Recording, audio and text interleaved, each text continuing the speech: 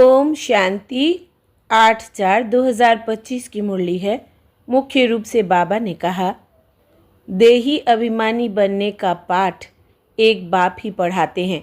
यह पाठ कोई देहधारी नहीं पढ़ा सकता। पहले पहले तुमको आत्मा का ज्ञान मिलता है। तुम जानते हो हम आत्माएं परमधाम से एक्टर बन पाठ बजाने आए। अभी नाटक पूरा होता है।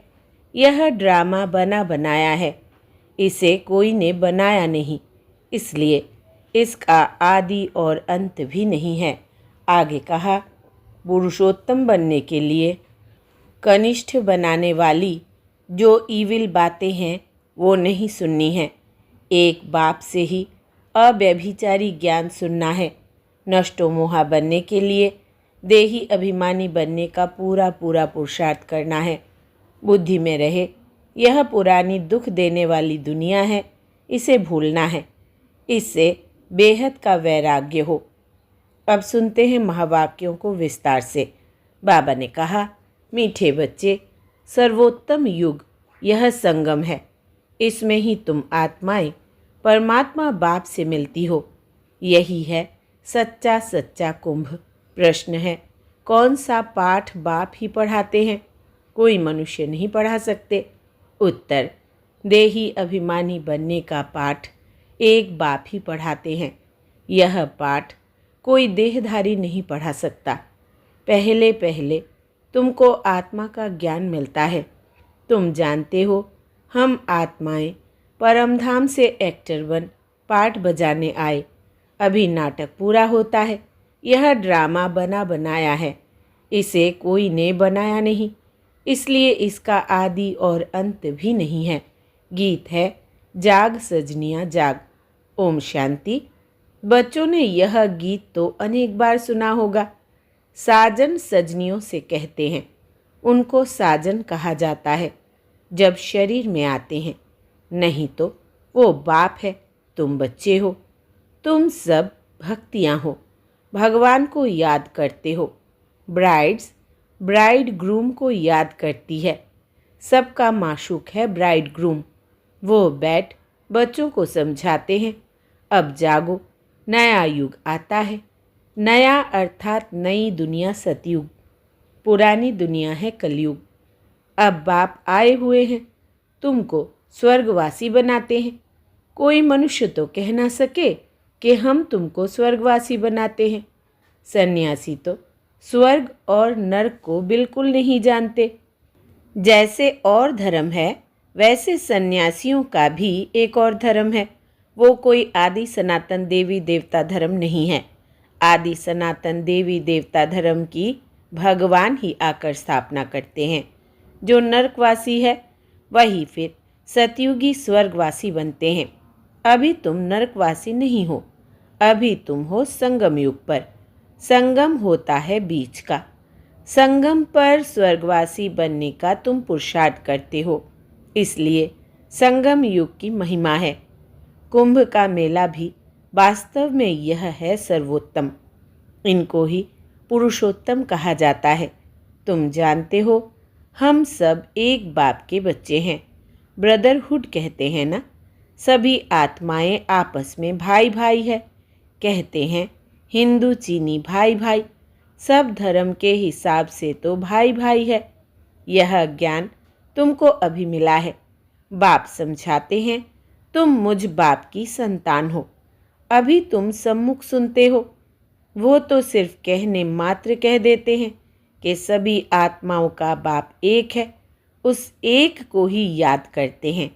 मेल व फीमेल दोनों में आत्मा है, इस हिसाब से भाई भाई है। फिर भाई बहन, फिर उसके बाद स्त्री पुरुष हो जाते हैं। तो बाप आकर बच्चों को समझाते हैं।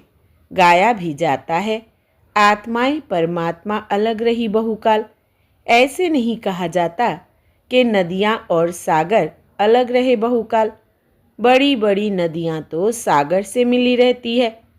यह भी बच्चे जानते हैं, नदी सागर की बच्ची है। सागर से पानी निकलता है बादलों द्वारा, फिर बरसात पड़ती है पहाड़ों पर, फिर नदियाँ बन जाती है। तो सभी हो जाते हैं सागर के बच्चे और बच्चियाँ। बहुतों को यह भी पता नहीं है कि पानी कहाँ से निकलता है, यह भी सिखलाया जाता है। तो अब बच्चे जानते हैं ज्ञान सागर एक ही बाप है, यह भी समझाया जाता है। तुम सभी आत्माएं हो, बाप एक है, आत्माएं भी निराकार है। फिर जब साकार में आते हो तो पुनर्जन्म लेते हो।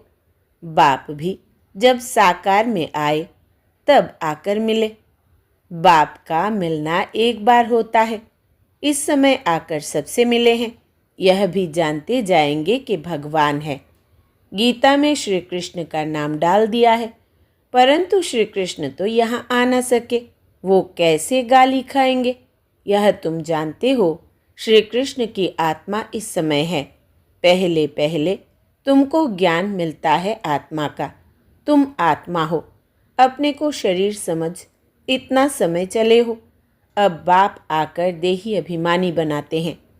साधु संत आदि कभी तुमको देही अभिमानी नहीं बनाते हैं।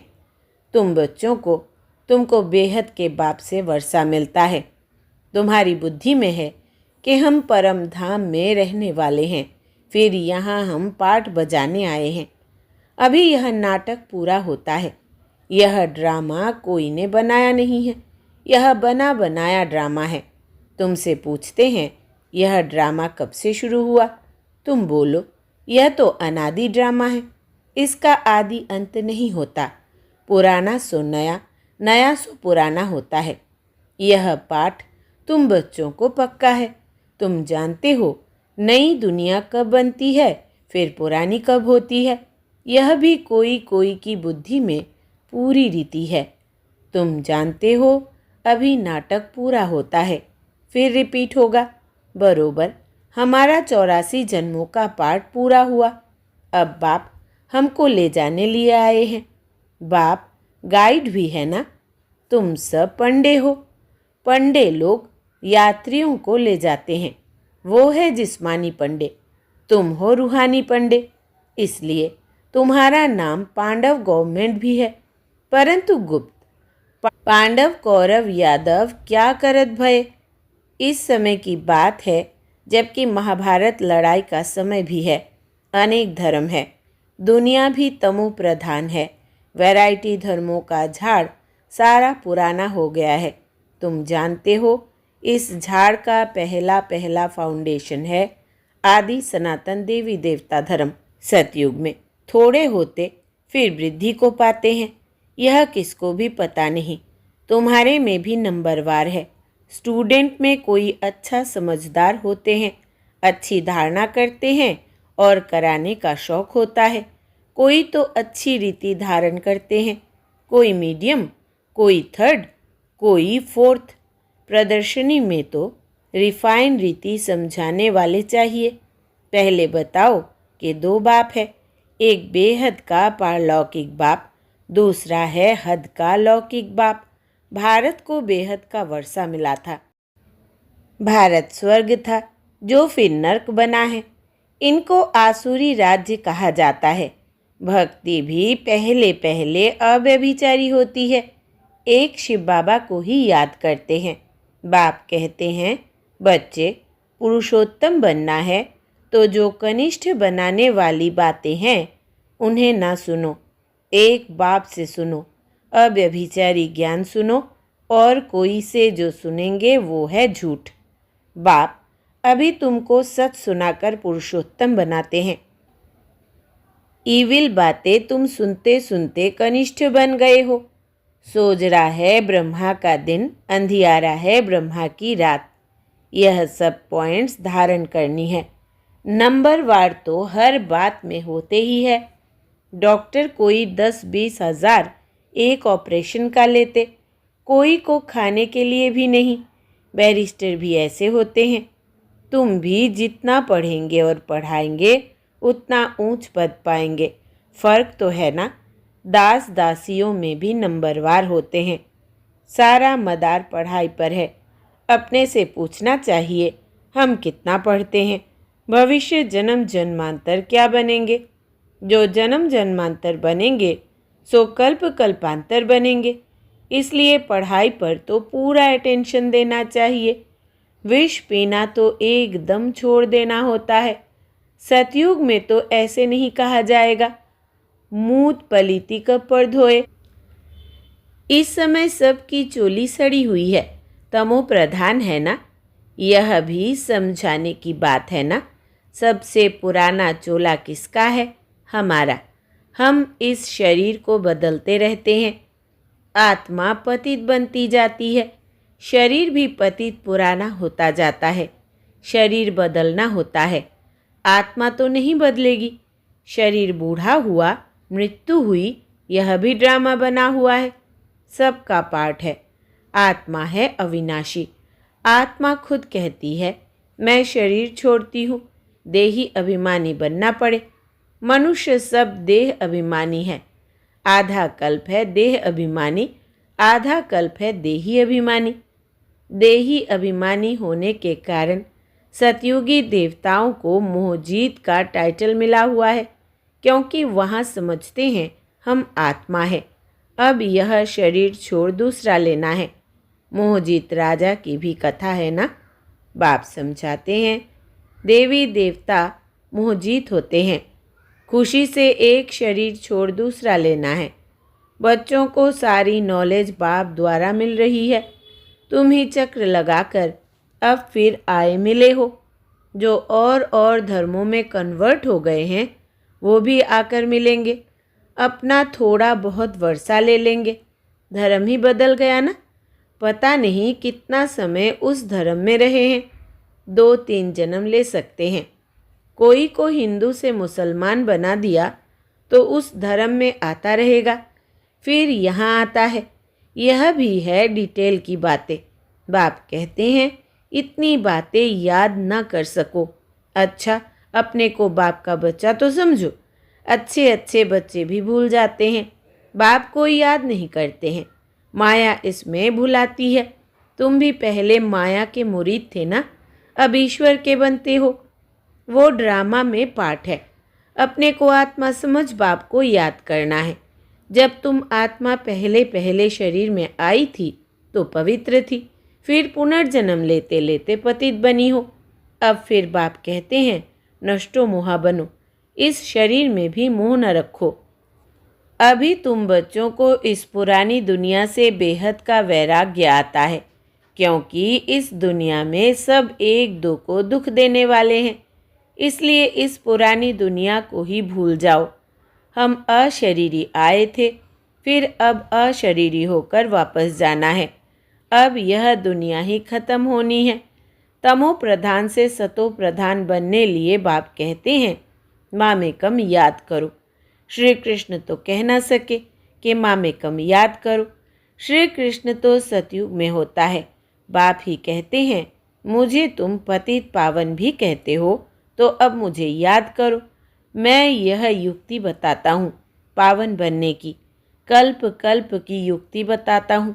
जब पुरानी दुनिया होती है तो भगवान को आना पड़ता है। मनुष्यों ने ड्रामा की आयु लंबी चौड़ी कर दी है, तो मनुष्य बिल्कुल ही भूल गए हैं। अब तुम जानते हो यह संगम युग है, यह है पुरुषोत्तम बनने का युग। मनुष्य तो बिल्कुल ही घोर अंधियारे में पड़े हैं। इस समय है सब तमो प्रधान। अभी तुम तमो प्रधान से सतो प्रधान बनते हो। तुमने ही सबसे जास्ती भक्ति की है। अब भक्ति मार्ग खत्म होता है। भक्ति है मृत्यु लोक में, फिर आएगा अमर लोक। तुम इस समय ज्ञान लेते हो, फिर भक्ति का नाम निशान नहीं रहेगा। हे भगवान, हे राम, यह सब भक्ति के अक्षर है, इसमें कोई आवाज़ नहीं करना है। बाप ज्ञान का सागर है, आवाज़ थोड़े ही करते हैं। इनको कहा ही जाता है सुख शांति का सागर, तो सुनाने लिए भी उनको शरीर चाहिए ना। भगवान की भाषा क्या है यह कोई जानते नहीं। ऐसे तो नहीं बाबा सब भाषाओं में बोलेंगे, नहीं, उनकी भाषा है ही हिंदी। बाबा एक ही भाषा में समझाते हैं, फिर ट्रांसलेट कर तुम समझाते हो। फॉरेनर्स आदि जो भी मिले उनको बाप का परिचय देना है। बाप आदि सनातन देवी देवता धर्म की स्थापना कर रहे हैं, त्रिमूर्ति पर समझाना चाहिए। प्रजापिता ब्रह्मा के कितने ब्रह्मा कुमार कुमारियां हैं? कोई भी आए तो पहले उनसे पूछो किसके पास आए हो। बोर्ड तो लगा पड़ा है प्रजापिता, वो तो रचने वाला हो गया, परंतु उनको भगवान नहीं कह सकते हैं। भगवान निराकार को ही कहा जाता है। यह ब्रह्मा कुमार कुमारियाँ ब्रह्मा की संतान है। तुम यहाँ किस लिए आए हो? हमारे बाप से तुम्हारा क्या काम? बाप से बच्चों का ही काम होगा ना। हम बाप को अच्छी रीति जानते हैं। गाया हुआ है, सन शोज फादर। हम उनके बच्चे हैं। अच्छा, मीठे मीठे सिकिलधे बच्चों प्रति माता पिता बाप दादा का याद प्यार और गुड मॉर्निंग। रूहानी बाप की रूहानी बच्चों को नमस्ते। हम रूहानी बच्चों की रूहानी बाप दादा को याद प्यार, गुड मॉर्निंग और नमस्ते बाबा नमस्ते। धारणा के लिए मुख्य सार। पहला, पुरुषोत्तम बनने के लिए कनिष्ठ बनाने वाली जो इविल बातें हैं वो नहीं सुननी है। एक बाप से ही अव्यभिचारी ज्ञान सुनना है। दूसरा, नष्टो मोहा बनने के लिए देही अभिमानी बनने का पूरा पूरा पुरुषार्थ करना है। बुद्धि में रहे यह पुरानी दुख देने वाली दुनिया है, इसे भूलना है। इससे बेहद का वैराग्य हो। वरदान है, संगम युग की सर्व प्राप्तियों को स्मृति में रख चढ़ती कला का अनुभव करने वाले श्रेष्ठ प्रारब्धि भव।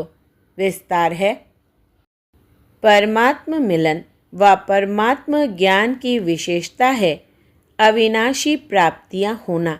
ऐसे नहीं कि संगम युग पुरुषार्थी जीवन है और सतयुगी प्रारब्धि जीवन है। संगम युग की विशेषता है एक कदम उठाओ और 1000 कदम प्रारब्ध में पाओ। तो सिर्फ पुरुषार्थी नहीं लेकिन श्रेष्ठ प्रारब्धि है। इस स्वरूप को सदा सामने रखो। प्रारब्ध को देखकर सहज ही चढ़ती कला का अनुभव करेंगे।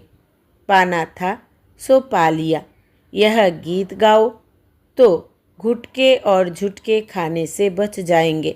स्लोगन है, ब्राह्मणों का श्वास हिम्मत है, जिससे कठिन से कठिन कार्य भी आसान हो जाता है। ब्राह्मणों का श्वास हिम्मत है, जिससे कठिन से कठिन कार्य भी आसान हो जाता है। अव्यक्त इशारे, कंबाइंड रूप की स्मृति से सदा विजयी बनो। जैसे ब्रह्मा बाप को देखा कि बाप के साथ स्वयं को सदा कंबाइंड रूप में अनुभव किया और कराया। इस कंबाइंड स्वरूप को कोई अलग कर नहीं सकता। ऐसे सपूत बच्चे सदा अपने को बाप के साथ कंबाइंड अनुभव करते हैं।